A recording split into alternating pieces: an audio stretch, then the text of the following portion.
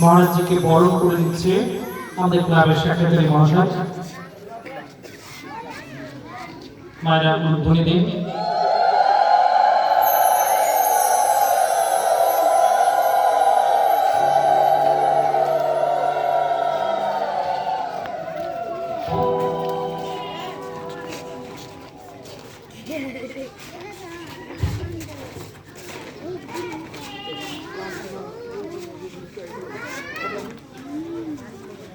আমি মহারাজের কাছে নিবেদন করব তিনি ওনার মুখ থেকে যেন আশীর্বাদ বচন আমাদের প্রদান করে। আমাদের পরম সৌভাগ্য বলে তিনি উপস্থিত হয়েছেন।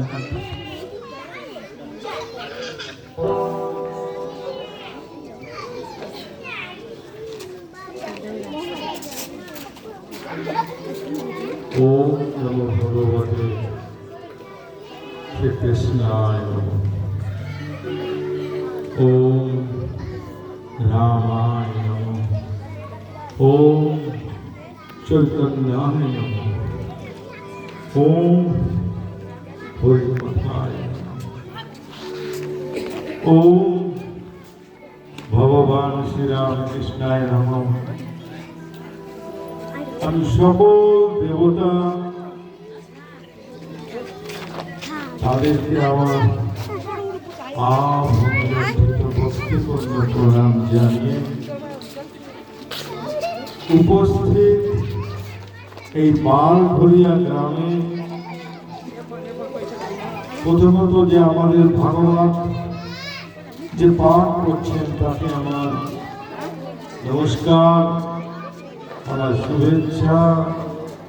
যে সমস্ত দাদা ভাইরা আমার সামনে রয়েছেন তাদেরকে যথাযোগ্য স্থানে আমার প্রণাম, আমার নমস্কার, আমার অভিবাদন, আমার শুভেচ্ছা জানি। আর যে সমস্ত মায়েরা এখানে আছেন, আমার মা যারা এখানে রয়েছেন, এই বালঘরিয়া গ্রামের, আমি তাদের প্রত্যেককে যথাযোগ্য স্থানে আমার প্রণাম, আমার নমস্কার, আমার অভিবাদন, ছোটদেরকে আমার শুভেচ্ছা জানিয়ে খুব ভালো কথা পাঠক এই যে ভাগবত যে পাঠ করছেন এই গ্রামের এই ভূমিতে আপনারা সকলে জেনে রাখবেন, প্রত্যেকে ভাববেন এটা এই জায়গাটা পবিত্র থেকে পবিত্রতম করে দিচ্ছেন। এনার প্রতিটি কথা, প্রতিটি ভাগবতের যে মন্ত্র পড়বেন ভগবান শ্রীকৃষ্ণের যে মুখ থেকে যে কথা নিশ্চিত হয়েছে তো এর বেশি নয়। এই যখন বলবে ভাববেন ভগবান শ্রীকৃষ্ণ এর মুখ দিয়ে বলাচ্ছেন। আপনারা সকলে যারা আছেন এখানে আপনারা ধন্য। আর আমি কালকে নিয়ে এসেছিলেন, আমি ধন্য কেন জানেন? এই একটি গ্রামে সমস্ত মানুষদের সামনে এই যে লীলা কথা, ভাগবতের যে কথা, শ্রীকৃষ্ণের যে কথা, তার যে জীবনের কথা, এটি আমরা এবং আপনারা সকলে শুনতে এসেছেন। এই শৈত প্রবাহের দিনে সান্ধ্যকালীন বাড়ির সমস্ত কাজকর্ম ফেলে আমি আপনাদের সেজন্য নমস্কার, আমার প্রণাম আমার জানাই।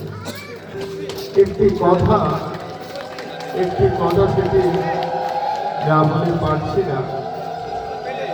কালকে যখন উনি এসেছিলেন তখন আমাদের মধ্যে একটু আলোচনা হচ্ছিল যে কি সম্পর্কে আমরা বলবো, কি সৎ কথা, সৎ চিন্তা। যদি আপনাদের কারো প্রশ্ন থাকে আমাকে বলতে পারেন, আমি ধর্মীয় ভাবে, আধ্যাত্মিক ভাবে বলার চেষ্টা করব।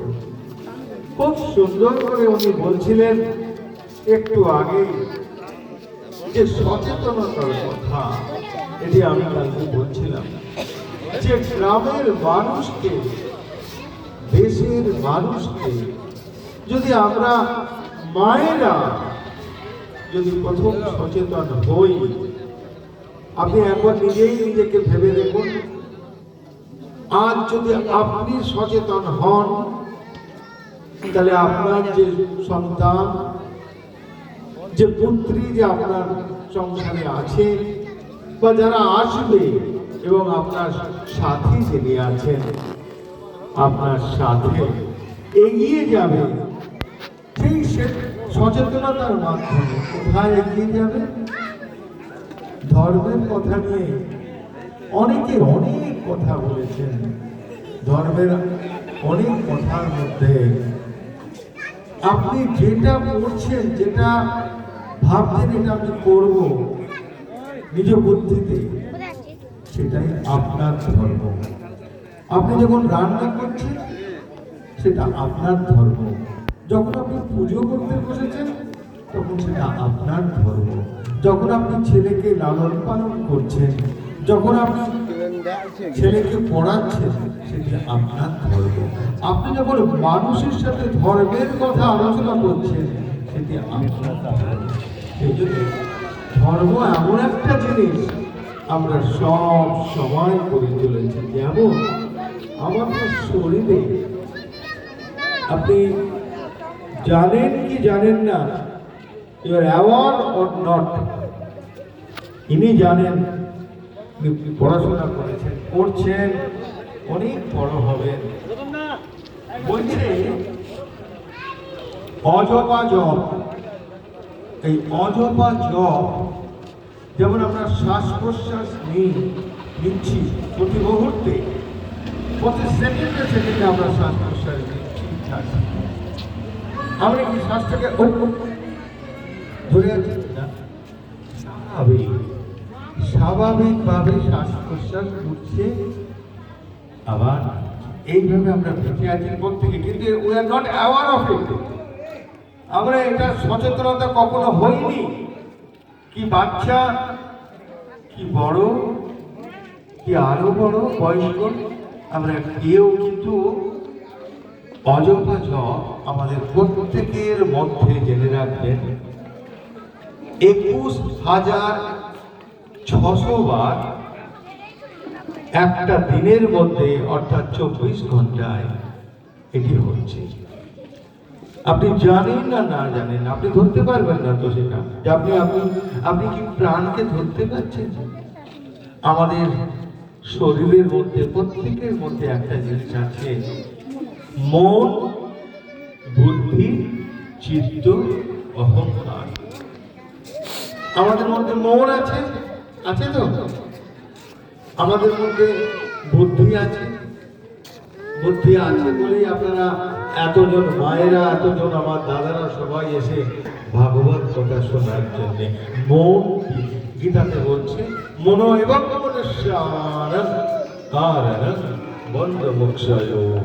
এই মনই হচ্ছে আমাদের সব।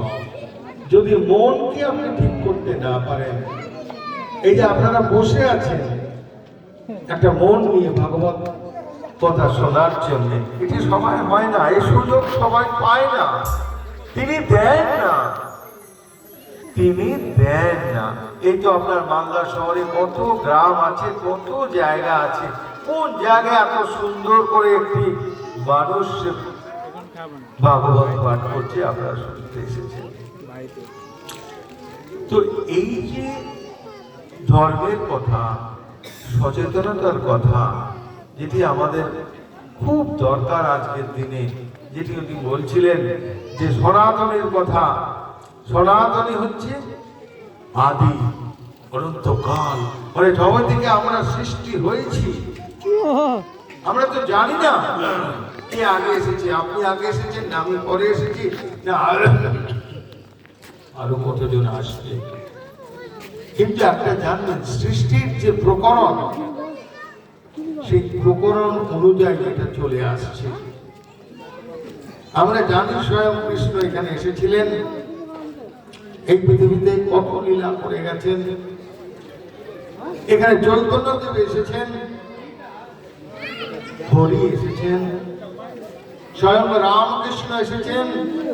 এই কলিযুগে তিনি একটি মহান তত্ত্ব, একটি মহান জিনিস, যেটি অন্য কেউ পারেনি, যেটি উনি করে দেখিয়েছেন। এই যে এত মায়েরা রয়েছেন, আমার সবাই এখানে বসে আছে, উনি এই যুগে এই কালে ভগবান শ্রীরামকৃষ্ণ আমাদের কি দেখালেন? দেখালেন ভোগ নয়, ভোগ নয়, সমস্ত মানুষকে, পৃথিবীর মানুষকে উনি শেখালেন সেই উপনিষদের কথা। ত্যাগে নৈক অমৃতস্ত মানুষ। আগে ত্যাগ করো, আগে ত্যাগ করতে শেখো তুমি, উনি শেখালেন আমাদেরকে। আর এত কাল ধরে আপনি দেখুন, মায়েদেরকে সকলে ভোগ করে এসেছে, যেন একটা ভোগের বস্তু না, মা ভোগের বস্তু নয়। সেটি রামকৃষ্ণদেব শেখালেন। রামকৃষ্ণদেব আমাদের সকলকে দেখালেন কিভাবে তার যে নিজের স্ত্রী,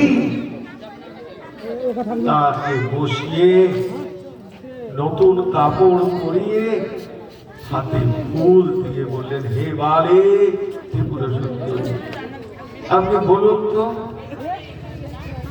কোন অবতারে, কোন মানুষ, কোন দেবতা তার নিজের স্ত্রীকে বিয়ে করেছেন, বিয়ে করে তাকে পুজো করেছেন? সবাই তো ওই একটা জায়গায় এঁটে আছে ভোগ্য বস্তুতে। আমার তো মনে হয় আমার মায়েরা পূজিতা, সব সময় পুজো পাবেন আপনারা, সব সময় আপনারা পুজো পাবেন। তবে সংসার করতে গিয়ে যেটুকু সংসারের জন্য দরকার, ঠিক সেইটুকুই আমার মায়েরা এবং আমার দাদারা মিলে যে সংসারে যেটা উৎপন্ন করার যে প্রয়াস, উৎপন্ন করার যে দরকার, সেইটুকুই দরকার। ভগবান আরো বলছেন যে দুটো বাচ্চা হয়ে গেলে ভাই বোনের মতন থাকতে হয়। বলছেন ভগবান স্বয়ং শ্রীরামকৃষ্ণদেব নিজে মুখে বলছেন, আর মা বলছেন আমি সকলের মা, আমি সকলের মা।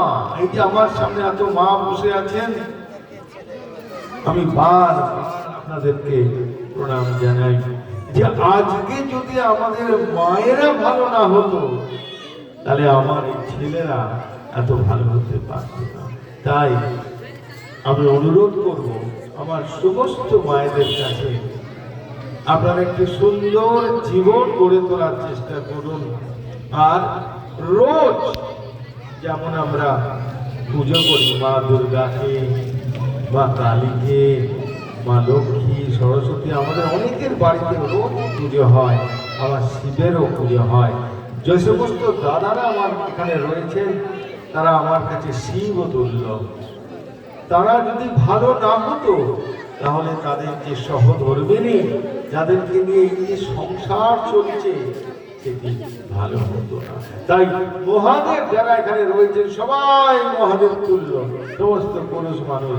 আর আমার সামনে যত মা আছে সব মা দুর্গা, মা অন্নপূর্ণা, মা কালীর অংশ বিশেষ, এটি মনে রাখবেন। আর সচেতন আমাদেরকে খুব থাকতে হবে। দিনকাল আরো যত এগিয়ে আসছে, যত আরো আমরা এগিয়ে যাব, আমাদের যে নির্দিষ্ট লক্ষ্য, ভগবান কৃষ্ণ ভাগবতে আছে, কৃষ্ণস্তু ভগবান স্বয়ং। ভাগবতের পুরোটাই হলো ভগবান কৃষ্ণ, পুরোটাই ভগবান কৃষ্ণ। আর সেই কৃষ্ণ ছাড়া আমরা আর কাউকে মনে স্থান দিতে পারি না। দেয় না মানুষ। আমরা হয়তো এর পূজা করি, দুর্গা, শিব, লক্ষ্মী, মহাদেব, সমাজ, গণেশ সকলের পুজো করি, কিন্তু আমরা সেই ভগবান কৃষ্ণের কথা সব সময় আমাদের মস্তিষ্কে থাকে, আমাদের মনে থাকে, আমাদের বুদ্ধিতে থাকে, আমাদের চিত্তে থাকে। তাই ভগবান তিনি স্বয়ং স্বয়ং আমি সেই ভগবান শ্রীকৃষ্ণকে বারবার প্রণাম জানাই। আপনারা যে সমস্ত দাদারা আমার রয়েছেন শিবতুল্য এবং মা দুর্গা, মা অন্নপূর্ণা তুল্য আমাদের যে মায়েরা রয়েছেন, তাদের বলি সংসার করতে গেলে একটু ঝড়, একটু ঝাপটা, একটু দুঃখ, এগুলো তিনিই দেন। তিনি অর্থাৎ সেই ভগবান ঈশ্বর, তিনি দেন। আবার তিনি এত সুন্দর আপনাদেরকে একটা নতুন দিশা দেখাবেন, যেটি আপনি আগে কখনো পাননি। আমার সংসারটা দেখবেন ভালো চলছে। তাই আমি প্রত্যেক মানুষকে বলি, আর যদি এই জিনিসটা করতে পারেন, আমি ছোট্ট করে একটা বলি, ইটস লাইক এ ট্যাবলেট। যেমন আমরা যখন আমাদের শরীর খারাপ হয় তখন আমরা ওষুধ খাই শরীরটাকে সুস্থ করার জন্য, তেমনি মনেরও খোরাক আছে, আছে তো মনটা ভালো রাখার জন্য। মনের খোরাক হচ্ছে আমি যেটা অনুধ্যান করে, অন্বেষণ করে, বিশ্লেষণ করে, ত্যাগ তপস্যার ব্রতী হয়ে যেটি পেয়েছি, বলছে সত্য কথা বলে তপস্যা। এটি একটি মহাবাক্যের মতো। সত্য কথা যদি আমরা বলি, বলতে চেষ্টা করি, যখন আমার মায়েরা সত্য কথা বলতে শিখবে, বলবে, আমরা অজান্তে বলে ফেলি মিথ্যাটা। মিথ্যা বলে কিছু নেই, একমাত্র সৎই আছে। তাই সত্য কথা কলি তপস্যা, এটা একটা মহাবাক্যের মতো। মা বলছেন, মা সারদা অর্থাৎ মা লক্ষ্মী, কালী, তিনি বলছেন কখনো কারোর দোষ দেখবে না। আপনি দেখবেন সংসারে আমরা সবাই সকাল থেকে এ কি করেছে, ও কি করেছে, তা কি করেছে, এটা করলে ভালো হতো, ওটা করলে ভালো না। একটু অভ্যাস করে দেখুন, এই যে ভাগবত পাঠ করছেন, আপনারা শুনতে এসছেন, এর তো একটা উদ্দেশ্য আছে। আপনাকে ভালো হতে হবে। স্বামীজি বলছেন, স্বামীজি বলছেন আগে তুমি ভালো হও, এটি একটি মহাবাক্য। আর চতুর্থ মহাবাক্য হচ্ছে, আমরা এই যে প্রত্যেকে যে কর্মটা করি, সবটাই আমাদের সকাল কর্ম হয়ে যায়। দেখবেন আপনি খুব সুন্দর করে নিষ্ঠা সহকারে আপনি গোবিন্দের জন্য, আপনি মা দুর্গার জন্য আপনি ভোগ রান্না করছেন, খুব নিষ্ঠা সহকারে পবিত্রতার স্বরূপিণী হয়ে আপনি করছেন। কিন্তু যেই ভোগটা রান্না করছেন, মনে মনে লাগছে, এটা আজকে ঠাকুরকে দিচ্ছি, যা সুন্দর হয়েছে না, ভঙ্গ সঙ্গে ওটা হয়ে গেল, সকাম থাকলো, সকামই হয়ে গেল, নিষ্কাম কর্ম হলো। আমাদের প্রত্যেকটা মানুষকে কর্ম যেটি আমরা করব, সেই কর্মটি যেন আমাদের নিষ্কাম কর্ম হয়। নিষ্কাম কর্ম করলে আপনার শরীর, আপনার মন, আপনার পরিবার প্রত্যেকে দেখবেন একটা নির্দিষ্ট জায়গায় পৌঁছে যাবেন। আর সমস্ত অবতার ভগবান শ্রীরামকৃষ্ণদেব সকলের এক কথা বলতে, সব শিয়ালের এক রাত। এটা তো শুনেছেন, যখন শিয়াল যখন ডাকে গ্রামে গঞ্জে, এখন তো দেখি খুবই শিয়াল ডাকে, ভালো লাগে যে সবাই ডাকছে ওই একই শব্দ, হুক্কা হুয়া হুক্কা হুয়া হুক্কা হুয়া। আর বলছে কি যে আমাকে ভালো হতে হবে, আমাকে অন্যকে কি বলছে, কে নিন্দা করছে, কে আরো খারাপ চিন্তা করছে, আমার দরকার নেই। আমি যদি ভালো হই, বলছে নিষ্কাম কর্মের মাধ্যম দিয়ে আপনার যে চরম পরম লক্ষ্য, আপনার লক্ষ্যটা কি? শুধু সংসার করা না, শুধু ভালো করে একটু বাড়িতে মানে আমাদের শিব যারা আছে তাদেরকে রান্না করে খাওয়ানো আর বাচ্চাদেরকে একটু পালন করা না। আমাদের সকলের উদ্দেশ্য সেই চরম পরম লক্ষ্য, যেটা আমরা জানি না, আমরা জানতে চেষ্টা করি না, তিনি জানতে দেন না, সেই ঈশ্বর ভগবান। আমি তো সেই আত্মা, আত্মস্বরূপ। এটা তো আপনি হয়তো কখনো শুনেছেন বা কোথাও পড়েছেন। এই বাবাজি যখন বলবে তখন তত্ত্ব কথার মধ্যে এগুলো আসবে, যে আমি কে, আমি কোথা থেকে এলাম, আমার কি পরিচয়, সেটা বলবেন।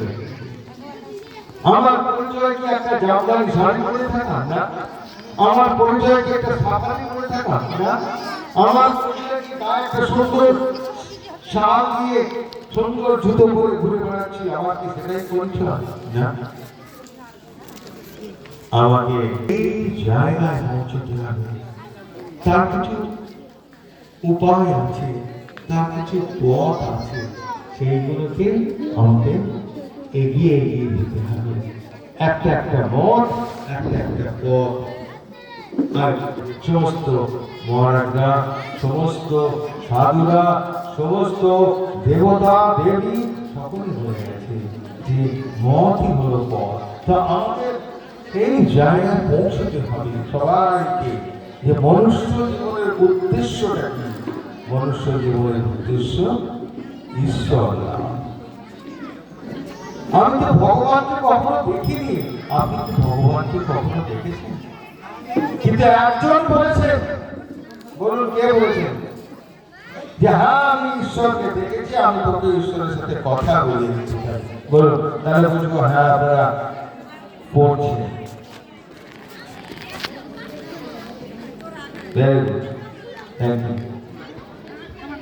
শ্রীরামকৃষ্ণদেব স্বামীজিকে বলেছিলেন, কখন? স্বামীজির বয়স তখন 18 কি 19। উনি তখন আপনার বেদ পড়ছেন, ইতিহাস পড়ছেন, ফিলোসফি পড়ছেন, ন্যায় শাস্ত্র পড়ছেন, সমস্ত কিছু জ্ঞানের আকর তিনি। সেই মানুষটা যখন একজন প্রিন্সিপাল সাহেবের কাছে গেছেন, যে হোয়াট ডাজ ইট মিন, মানেটা কি সমাধির, সমাধির মানেটা কি, what does it mean by trance, trance মানে সমাধি। সমাধিটা কি? মন তো আপনারও হতে পারে, সমাধি আপনারও হতে পারে। অর্থাৎ মনটাকে যদি একটু কন্ট্রোল করে নিতে পারেন, মন এবং মনুষ্যানাং কারণং বন্ধ হচ্ছে, ওই মনটাকে বন্ধ করছে, মোক্ষের দিকে যেতে দিচ্ছে না কে? আমরা যেটা বলি, মনটাকে যদি আপনি শুদ্ধ করতে পারেন, যদি আপনার চিন্তাটা শুদ্ধ হয়, তাহলে কিন্তু আপনি নিজেই বুঝতে পারবেন যে আপনি কোথায় আছেন। আপনি কিন্তু ঘরে রান্নাও করেছেন, সকালে পুজো করেছেন, দুপুরে অন্ন প্রসাদও নিয়েছেন, আর বিকেলে আপনি ধ্যান করছেন, একাগ্র হয়ে গেছেন। এটা হয়, এটা হবে তখন আপনার মনটা ঠিক থাকবে।